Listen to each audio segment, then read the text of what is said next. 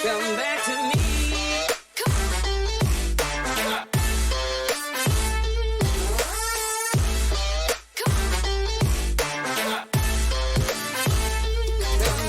Salut tout le monde.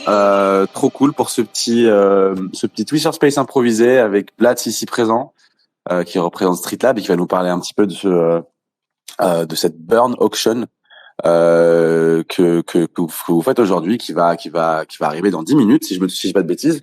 C'est ça? Ouais, exactement ça.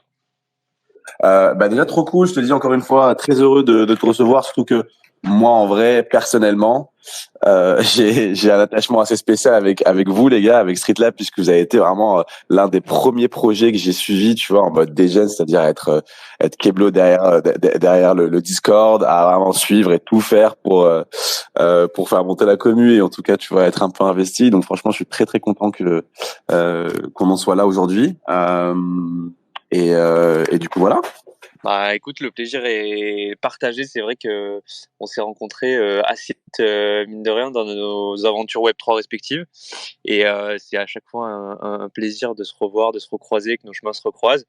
Donc hyper content de partager un peu les nouveautés, les actus Streetlab et cette auction qu'on lance aujourd'hui avec toi sur ce space. Ouais, trop cool. Si tu veux, on revient un peu rapidement sur ce que c'est que Streetlab. Après, on parlera bien sûr de cette auction et de l'artiste aussi, pas mal, je pense. Ça peut être cool. Déjà, vous êtes voilà une plateforme de street art NFT. Et vous faites des drops depuis le bear market en fait. Ouais, c'est un peu ça, ouais. Ouais, même si on veut résumer la vision long terme qu'on essaie de porter, c'est de devenir un écosystème Web3 dédié à la street culture. Et le premier pilier de cet écosystème, c'est la plateforme streetlab.io, dans laquelle on s'est spécialisé sur le marché de l'art digital, sur le segment street art. Et donc, on est né en juin 2022. Depuis, on a droppé et sold out 15 collections sur cette plateforme, donc avec des street artistes du monde entier, et avec la volonté d'encourager la créativité artistique digitale, et donc non pas d'être une plateforme sur laquelle on va trouver des photos de murales et d'œuvres street art physiques existantes vendues sous forme de NFT, mais bien d'encourager et d'accompagner les artistes dans la création d'œuvres et de collections nativement digitales. Donc ça nous différencie d'autres plateformes qui traitent le street art, l'intersection street art NFT d'une autre façon. Nous, on a vraiment cette volonté-là.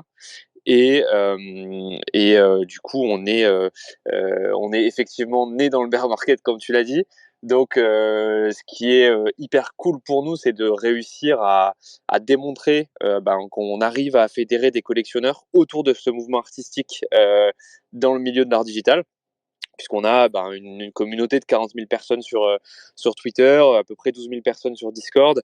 Comme je disais, une quinzaine de collections qu'on a vendues déjà sur la plateforme. Alors certaines de plusieurs milliers de pièces, d'autres d'une supply beaucoup plus réduite, avec des formats de vente qui pouvaient varier, de drop classiques à des enchères qu'on a aussi déjà fait. Mais voilà, ce qu'on aime voir dans cette trajectoire depuis un peu moins d'1 an, c'est le fait d'intéresser de plus en plus d'artistes et de plus en plus de collectionneurs sur cette verticale artistique. Non, franchement, le bear market vous va ravir. et non, et pour faire partie de la commu, et c'est ça que je trouve qui est archi stylé aussi, c'est vraiment cette commu que vous avez réussi à fédérer autour d'un sujet, je pense, qui plaît d'abord à beaucoup et qui parle à beaucoup de gens, parce que bon, crypto art et street art au final ça se ressemble beaucoup, je pense. Ouais, vous avez réussi à faire vivre ce Discord. Enfin, moi de temps en temps, voilà, j'y suis plus trop par manque de temps, mais c'est un Discord qui fait vraiment plaisir.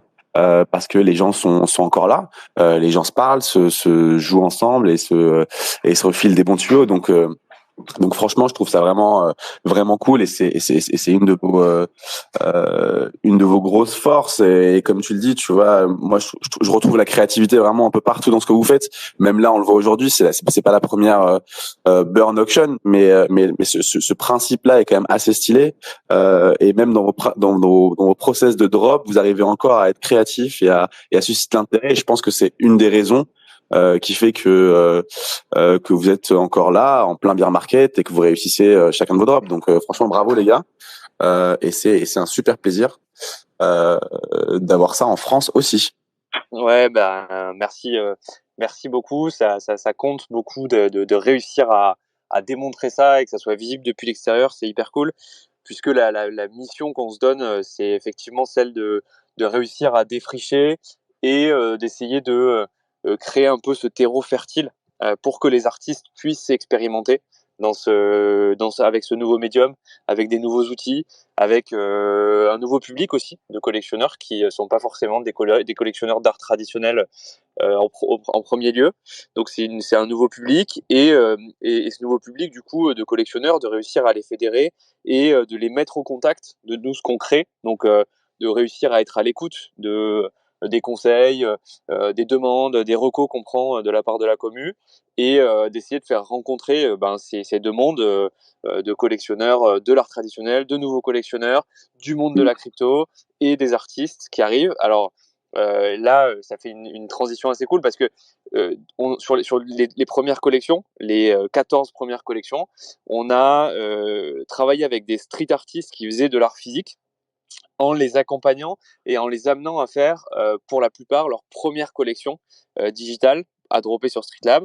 Et on avait à cœur, depuis très tôt dans le projet, d'essayer de joindre les deux bouts, et c'est-à-dire que de pas seulement travailler avec des artistes du monde physique pour les amener dans le digital, mais aussi travailler avec des artistes, des crypto-artistes, pour les amener à traiter du sujet street art. Et la dernière connexion qu'on a droppée, qui s'appelle Mad About Crypto Street Art, Mad pour Memes and Death About Crypto Street Art, avec un artiste qui s'appelle Nifty Jutsu. On a Le fameux. qui est un mouvement qui a pour but de rendre hommage au street art et donc de faire travailler plusieurs crypto-artistes qui travaillent nativement le médium digital pour rendre un hommage au street art qui arrive dans le Web3 et dans l'art digital. Et donc, ça a été aussi pour nous l'occasion de connecter avec une nouvelle sphère d'artistes et de collectionneurs. Ouais, c'est génial les gars, franchement bravo. Et tu me fais une belle transition aussi, puisque tu me parles de Nifty Jutsu qui est derrière du coup aussi ce drop qui n'en est pas un. Je pense que c'est cool si tu peux revenir un petit peu sur la mécanique, parce que c'est pas clair pour tout le monde, pour ceux qui nous écoutent aujourd'hui, ceux qui nous écouteront un petit peu en replay. Tu vois, donc si j'ai bien compris, voilà, tout est parti d'un print, c'est ça?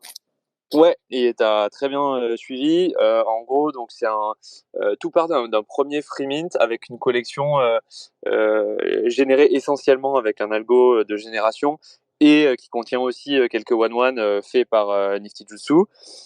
Donc un projet qui s'appelle Memes and Death About Crypto Street Art et qui a pour vocation de rendre cet hommage au street art dans le monde du Web3. Donc le point de départ initial, c'est un framing de 4269 pièces, avec cette référence 4269 qu'on connaît tous assez bien, donc qui a fédéré déjà une première base de collectionneurs. La majorité de ces pièces-là étaient réservées aux holders de la Street Lab Genesis et d'autres projets partenaires autour de nous, avec du coup la volonté d'innover et de proposer une mécanique d'enchère qu'on n'a encore jamais vue dans le milieu, qui consisterait à faire intervenir des nouveaux artistes qui travailleraient sur ce même sujet artistique, qui est cet hommage au street art, dans leur propre style, et de tous leur proposer de faire un one-one qui est minté à l'intérieur de la collection initiale, donc sur le même smart contract. Et ces pièces-là, on vient les mettre aux enchères avec la spécificité que les collectionneurs vont pas enchérir avec un montant d'Ether, mais ils vont enchérir avec un montant de NFT de la collection MAD initiale qu'ils sont prêts à burn. Et donc, on va avoir des collectionneurs, donc c'est ça qui ouvre dans quelques minutes. On va avoir des collectionneurs qui vont enchérir et surenchérir avec un montant de NFT qu'ils sont prêts à burn. Et au bout du compte à rebours de 24 heures, comme une enchère classique, celui qui aura euh, mis le montant de NFT le plus gros montant de NFT qu'il est prêt à burn, remporte le nouveau one-one et en échange, ces NFT, le montant et précisément ceux qu'il choisit depuis son wallet seront burn et je tiens à le préciser parce que parfois ça sème un peu la confusion, Ouais. uniquement celui qui remporte l'enchère voit ses NFT burn, et évidemment pas tous ceux qui ont pris part à l'enchère pendant toute la durée de cette enchère. Ah, ok, d'accord. Ah oui, d'accord. Donc, je pensais pour le coup que tous ceux qui avaient burn, auraient perdu leur NFT, en fait. Non, non, non, ouais, ça aurait été peut-être un Mmh. peu extrême et un peu trop engageant. C'est hardcore, mais bon, c'est le game. Ouais, ouais, là on a fait la version soft pour commencer, qui est déjà une inno, et on va voir déjà, c'est une grosse interrogation. On parle vraiment d'une expérimentation artistique. On ne sait pas comment les collectionneurs vont réagir face à ces enchères. On est sur une collection initiale donc de NFT qui sont tous uniques, même si la plupart ont été générés par un algo, ils sont tous uniques. Donc il y a forcément un attachement qui se crée entre le collectionneur et ses pièces, un choix qui va devoir être fait si on participe aux enchères de pointer ceux qu'on veut burn et ceux qu'on veut garder. Ça crée des questions et ça crée des dilemmes. Ça peut créer des dilemmes qui seront expérimentés pour la première fois. Donc on est hyper Ouais, c'est curieux génial. de voir comment ça se passe. Et ce qui est assez ouf, c'est que ben, forcément, pour que ces enchères aient lieu, on a été chercher des artistes et leur présenter le projet et voir s'ils étaient intéressés pour y prendre part et participer, faire une pièce avec ce sujet à traiter qui est rendre hommage au street art dans leur propre style. Et on a un taux de réponse qui est absolument incroyable, ce qui démontre qu'en fait le sujet déjà inspire et il suscite cette créativité artistique chez beaucoup. Ça fait appel à pas mal de choses, et je pense d'un point de vue artiste comme collectionneur, quand on parle street art, on a tous une espèce d'expérience perso, des espèces de souvenirs, des images qui nous reviennent assez vite. Et donc on est hyper content de réussir à fédérer des artistes avec des univers différents, des styles différents, pour prendre part à ça. L'objectif, c'est de faire plusieurs saisons d'enchères. Donc, ce qui commence là dans quelques minutes, secondes Bah, ça a même, commencé pour ça va moi, être la non? première saison. Ça va ouvrir là. C'est la Ok. première saison, et le but, c'est de faire régulièrement des saisons sans forcément une date de fin en vue, tant que le mouvement continue de prendre de l'ampleur. Et là, on a du très lourd qui arrive pour déjà cette première saison. On a 6 artistes, donc on a 6 one-one qui sont mis aux enchères là tout de suite dans quelques secondes, et plusieurs dizaines d'artistes qui arrivent derrière. Donc ça va être assez ouf. Ça y est, les enchères viennent d'ouvrir d'ailleurs. Je viens de voir la notif sur Ouais. Discord. T'as pas une petite cloche, une ouverture, là? Comment, tu m'as dit quoi? T'as pas une petite cloche pour symboliser un petit peu l'ouverture? Attends, tu quoi? J'ai ça, je crois. Attends, attends. Putain, j'ai pas ça, moi. Ah, tu gères. Voilà, Ah ouais. c'est parti. Bien, ouais. Comme on peut, les gars. Non, bah, grave, trop cool. Franchement, je comprends que ça parle à des artistes directement, parce que vous êtes pas là à essayer juste de drop un truc sans chercher une mécanique un peu intéressante pour ceux qui jouent le jeu, parce qu'en fait derrière c'est aussi un jeu auquel on joue, tu vois. Donc franchement bravo pour ça, et ça m'étonne pas que ça plaise à des artistes en tout cas, et les collectionneurs, ça m'étonne pas qu'ils soient séduits derrière, puisque ça les rapproche aussi d'un côté là, avec les artistes toujours. Et d'ailleurs je voudrais bien que tu me donnes un petit mot aussi sur l'artiste qui est derrière Memes and Def aussi, Nifty Jutsu, avec qui Ouais. vous avez bien collaboré quand même depuis un petit moment. Ouais, ouais, ouais, franchement, ça a été un plaisir à plusieurs niveaux, parce que moi, je suis un collectionneur à titre perso de cet artiste-là, et je suis vraiment. Ça fait un peu plus d'1 an que je le suis. Et il était là avant moi dans la sphère crypto art. Je trouve que son univers, il est assez exceptionnel. Je trouve qu'il a un talent assez incroyable. Il travaille le glitch, donc avec des formats GIF pour la plupart. Et il nous transporte vraiment dans son univers avec déjà un traitement de la couleur avec des contrastes hyper élevés, avec toujours de par la formation de cette collection où on a un personnage qui est en train de graffer, on peut utiliser des expressions, pas mal de références avec à la cryptoculture, à tout ce qu'on vit au jour le jour. Donc il s'est fait un malin plaisir d'y mettre un tas de références qui font parfois sourire, qui font un peu, qui peuvent faire grimacer, qui peuvent faire froncer les sourcils. Et je trouve qu'il manie l'humour avec de très très finement. Donc ça a été un réel plaisir. C'est un artiste asiatique qui est à Singapour, et c'est quelqu'un qui travaille vraiment de manière vraiment très assidue. C'est-à-dire que ça a été un bonheur sur toute la partie gestion de projet. C'est des projets qui demandent un investissement en temps, sans forcément avoir de certitude que ça va marcher, sans forcément avoir de certitude de revenus. C'est quelqu'un qui travaille par passion. Et ça, pour le coup, c'était vraiment assez incroyable de bosser avec lui là-dessus.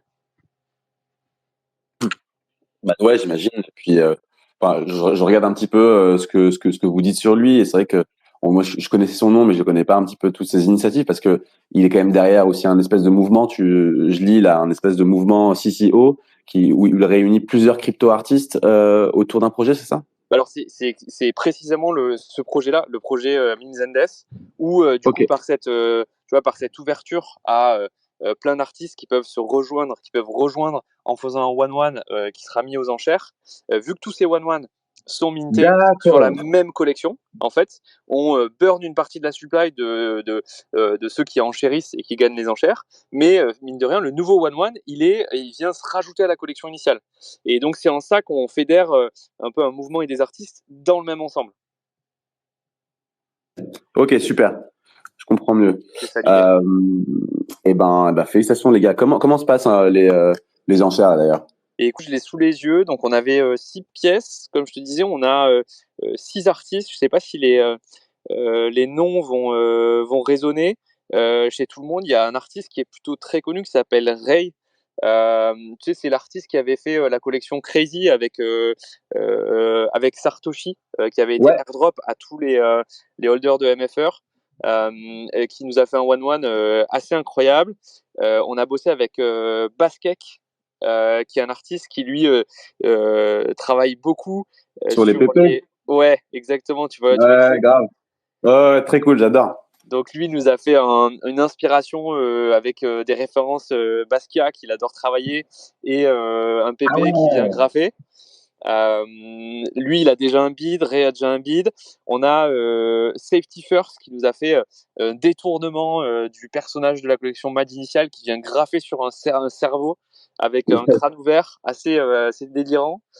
On a Tweak, c'est un artiste qui vient d'être accepté sur Super Rare, qui fait partie de la commu Street Lab depuis le tout début, qui Ok. pareil a une inspi graffiti assez prononcée dans tout son univers, qui a fait une pièce vraiment cool. On a Obior qui nous fait un breu qui pareil, genre en fait match parfait avec son univers. Il a repris le dessin de NFT Jutsu, le personnage, il l'a détourné, détourné pardon pour matcher avec son style. C'est juste parfait. Et Spellamine qui nous fait un GM qui est emblématique forcément du space. Donc pour l'instant on a sur les 6 enchères, donc on est ouvert depuis 6 minutes et on a 3 bids sur 6. On a Ok. trois enchères qui ont trouvé le reserve price déjà. Donc c'est plutôt cool. Bah bravo les gars, félicitations. Bah si tu veux, je pense qu'on peut commencer. Moi j'avais en tête, tu vois, de donner un petit peu la parole potentiellement à des gens de la commune. Là j'ai quelques requests. Est-ce que ça te va si on commence à faire monter un petit peu les gens sur scène et répondre à leurs questions s'ils en ont? Bien sûr, c'est parfait. Eh ben nickel. Hervé, je te donne la parole. Allô, allô? Super PFP Hervé d'ailleurs. Tu m'étonnes. Hervé, il faut que tu te mettes voilà, que là t'es en mute, donc tu n'hésites pas à te unmute si ouais, oh, je te vois là, t'arrives là. Je pense que Hervé a des petits problèmes de connexion. Ah. Bon, en attendant que Hervé ait une connexion un peu stable, bah, moi je voulais te poser un petit peu de questions, tu vois, un peu sur la commu, tu vois aussi, parce que honnêtement, je pense que vous êtes une des plus grosses, si ce n'est la plus grosse commu, enfin commu qui sort d'une collection en France. Tu dis si je dis des conneries, mais ouais. Je saurais pas le valider, je saurais pas l'invalider, j'ai pas vraiment les chiffres, mais on doit être si on n'est pas si on n'est pas premier, on est dans les premiers, je pense. Ouais, je pense aussi. Et puis enfin, c'est cool. Et je vais te poser une question. Est-ce que, voilà, d'où vient un peu cette commune? Est-ce que tu peux nous en parler? D'où viennent les gens? Est-ce que c'est beaucoup en France ou est-ce que tu retrouves quand même des gens du monde entier? Est-ce qu'il y a, voilà, est-ce que tu peux nous parler un petit peu de cette commune et d'où ils viennent ces gens? Ouais, avec plaisir. Nous, on a commencé le projet, à discuter du projet. On était fin 2021, vers novembre 2021. On a commencé à poser un peu les bases de du projet, de la mission, de la vision qu'on voulait porter. Et on a été un peu porter cette mission-là, cette vision, dans deux mondes qui sont le monde du crypto art, dans lequel on évolue, et dans le monde du street art. Et le but, ça a été de valider, avant toute chose, avant même, c'était vraiment un truc qu'on avait à cœur, avant de faire le moindre drop et d'essayer de générer le moindre centime, ce dont on voulait s'assurer, c'est que notre idée, elle résonnait à la fois chez les collectionneurs et chez les artistes. Et donc, on s'est assuré de ça et on a fait grossir déjà une première base de communauté sur la base de l'idée, avant même de dropper la moindre collection. Et du coup, c'est une commu qui a suivi des développements, pour ceux qui sont encore là, qui a suivi vraiment une évolution depuis le premier jour, on va dire, autour de octobre-novembre 2021 jusqu'au premier drop. Il s'est écoulé 8 mois déjà.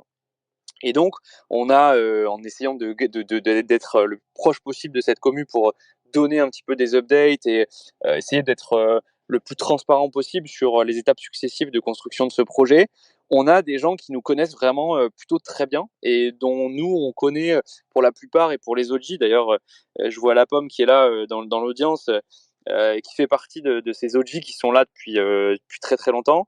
Euh, on a une proximité qui est hyper cool et du coup, vraiment des gens qui nous apportent des regards différents de par leurs expériences à eux. On a des gens qui viennent du milieu de la crypto pure, on a des gens qui viennent du milieu de l'art traditionnel.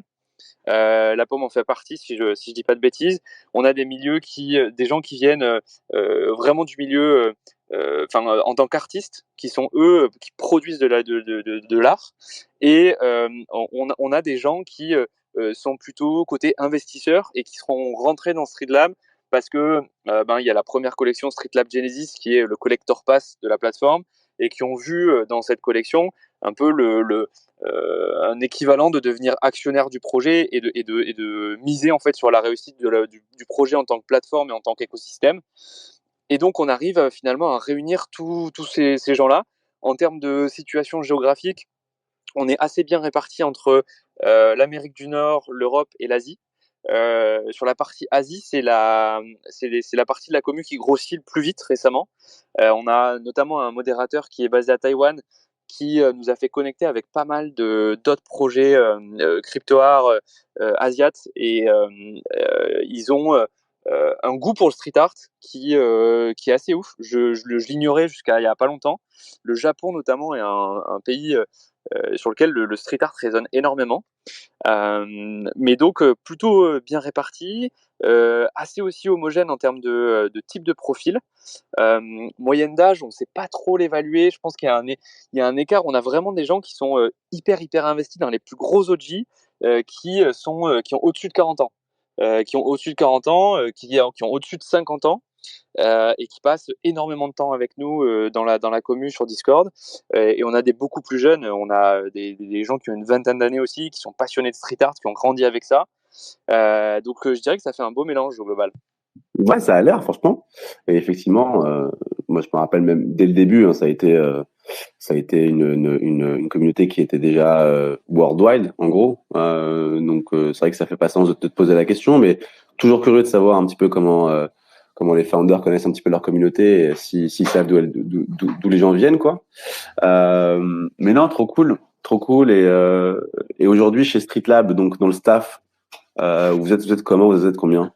Alors on est la core team, c'est en gros trois cofondateurs. Trois cofondateurs basés essentiellement à Paris. Et là, on a même aujourd'hui quatre modérateurs qui se partagent les fuseaux horaires pour avoir une présence sur Discord en 24/7. Et on commence à un peu répondre à des besoins qui étaient ponctuels au début, mais qui deviennent des besoins structurels avec des freelances notamment sur la partie tech. Là, quand on parle de ce projet en cours qui fait intervenir des enchères basées sur un burn de NFT sur Ouais. lequel il faut mettre un reserve price un nombre de NFT avec un module qu'on a voulu développer parce que ça nous faisait marrer et on veut voir l'impact que ça a, qui permet de sweep la collection depuis la page de l'enchère. Si on n'a pas assez de NFT de la collection initiale pour enchérir, donc il a fallu se connecter à Blur pour permettre ça. Enfin, il y a des challenges un peu techniques qu'on relève au fur et à mesure de notre développement qui nous demandent de grossir un peu les rangs. On se fait accompagner sur la partie légale par des cabinets d'avocats aussi avec lesquels on est en relation de proximité assez forte. Donc mine de rien, on est en train de se créer une espèce de petite team avec qui on bosse de manière régulière qui fait grossir les rangs. Ouais, doucement mais sûrement. Ouais, exactement. Complètement, c'est cool. Et effectivement, tu as dit au début que votre vision, elle s'arrêtait pas justement que à la plateforme. Donc, hâte de voir aussi ce que vous préparez, pourquoi pas in real life. En tout cas, pour cette partie-là. Donc, je sais pas si tu veux ajouter quelque chose. Moi, je pensais avoir donné un petit moment à la commu. Hervé, t'es de retour. Si t'as toujours un truc à dire, n'hésite pas à le demander. Mais c'est cool, c'est cool. Franchement, je suis très content et merci encore d'avoir fait ce live Mad Auction avec nous.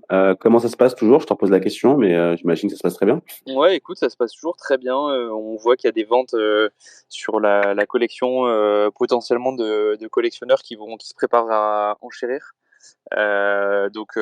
Écoute, après 15 minutes d'ouverture, on s'attendait pas à avoir déjà 3 reserve price sur 6 atteints. Ouais. Donc ça augure du bon pour les prochaines 24 heures. Bah, je le pense et je vous le souhaite en tout cas. Un petit mot pour la fin, cher Blatt. Écoute, en ouverture, tu me fais un bel appel du pied, effectivement. La plateforme, comme je le disais en intro, étant la première brique. Le but, c'est de créer un écosystème. Et là-dedans, forcément, on a hâte de réussir à faire passer des émotions, à faire se rejoindre des personnes et des artistes autour d'événements physiques. On est en train de réfléchir à deux, trois trucs sur comment faire, peut-être s'adosser à un événement NFT, on a deux, trois ouvertures. Mais ça peut faire partie des nouveautés 2023. On aime bien ça, les alphas. Non, bah, merci beaucoup. Franchement, c'est trop cool. Déjà, la moitié, la moitié du goal atteint. Trop cool, félicitations. On va continuer à suivre ça. N'hésite pas, hein, si vous avez d'autres news ou d'autres burn auction à repasser ça. Nous, on est en train de tester ce format-là, tu vois, live. Hein. On avait fait ça la dernière fois avec Obvious qui ont sorti la collection avec l'Opéra de Paris. Là, on le refait avec toi. On se fait un peu la main avec vous. Hein. C'est sympa, c'est sympa de nous donner un petit peu d'espace pour le faire et de nous faire confiance. Donc n'hésitez pas d'ailleurs si vous nous écoutez et que voilà ce format un petit peu inédit de live vous plaît. On va continuer à refaire ça en tout cas avec Rock Radio France et voilà, c'est cool. Merci beaucoup. Écoute, hyper cool le format, avec plaisir pour refaire ça quand tu veux. Si tu as besoin de nous, t'hésites surtout pas. Et Merci beaucoup. avec plaisir pour se recroiser aussi IRL quand nos chemins Ouais, c'est cool. se recroisent. Avec plaisir. Merci à vous. Un grand merci à tous ceux qui sont venus écouter tout ça. Merci beaucoup à tous celles qui nous ont écoutés ou qui vont nous écouter, je pense. Et à très bientôt sur les comptoirs. Salut, salut.